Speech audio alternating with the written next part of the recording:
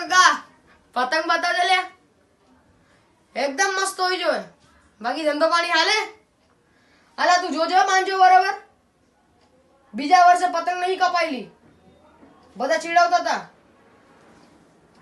કાકા હું પતંગ બતાવી રહ્યા તમારે જેવી નહીં જોતી લુકડી પાકડી જરા બતાવો તમદાર હા દેખાડો આવડી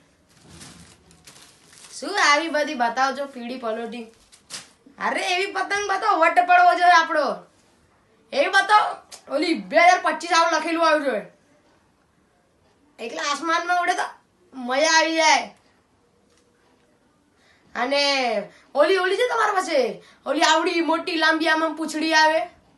બતાવો એવી હોય તો શું કાકા આવડી મોટી દુકાન લઈને બેટા ઈ નહીં કાઢતા આવડી બતાવો બીજી ના આ બી સારી નહીં લાગતી જોવા તો જરા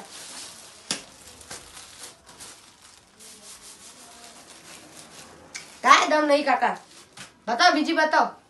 ઓલી ઓલી વાળી દેખાડો જરા